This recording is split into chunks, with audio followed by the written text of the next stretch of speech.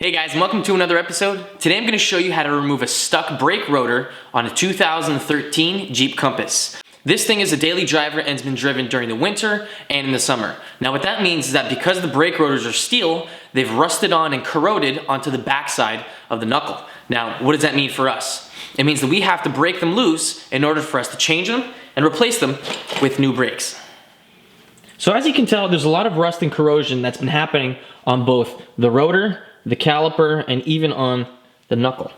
Right there, that's a part of the hub. It's connected to the knuckle on the backside. But as you can tell, if the camera will focus, come on camera, see, look at all this corrosion and everything right there. That's gonna make it so I can't take this off. I already did the passenger side and it was a pain in the butt, but I'll show you right now how to take care of this. So just to let you guys know, this method works very well given that you guys have new brake rotors and you have new brake pads.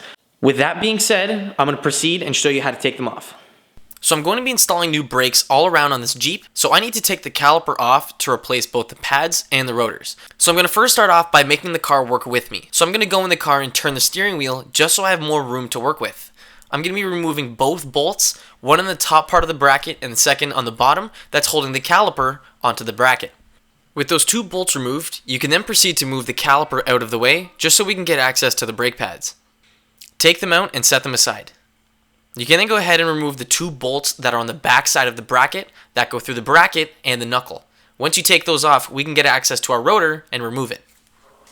Now that we have the caliper off, along with the bracket that's right here, we should be able to just remove this. But if your wheel is stuck because there's a lot of corrosion here and on the back side, when you try and pull, it's not going to go nowhere. See how it's not coming off? Well, the way that we're going to have to take this off is essentially bang on the rotor and break the rust free. So grab any kind of hammer you want. I've got a ball peen hammer right here and it's 24 ounces. So what you're going to be trying to do is you're going to try and wobble it off. So you'll maybe start hitting it here and then here and then here and here. It's going to try and move and push the rotor off of the backside of the hub. So let's get started.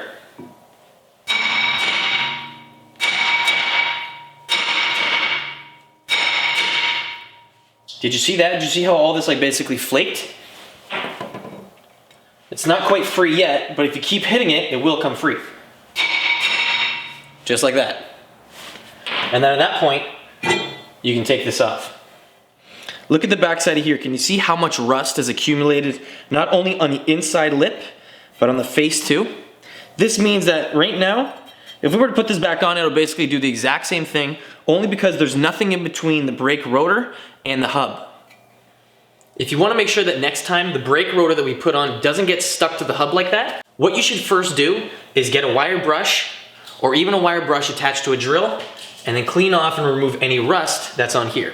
After that, I like putting a little coating of grease on it, but not any grease. I like using 3M copper anti-seize and it does a fantastic job at keeping the two metals separate and not letting them fuse and corrode together.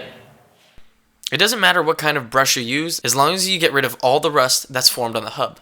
Now make sure you get the sides and even the middle part because this is where the rust is going to form first and make the cast iron brake rust to the hub.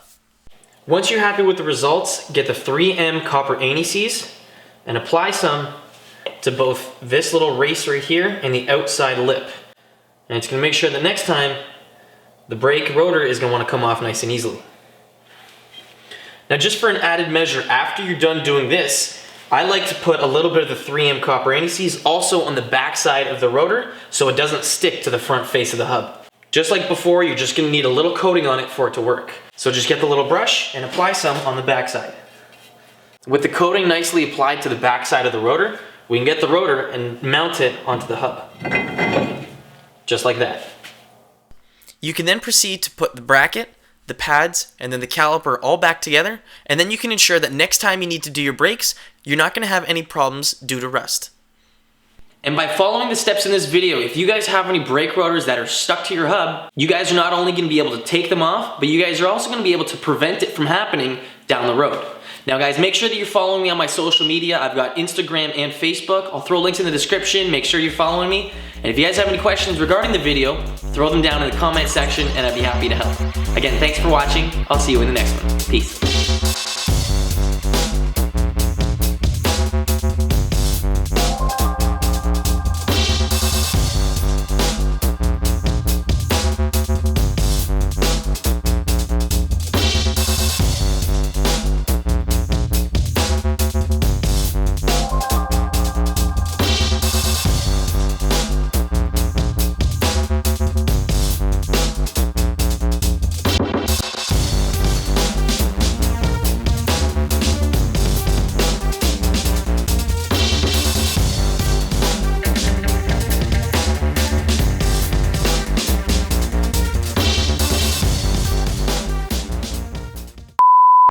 Scratch that, start here.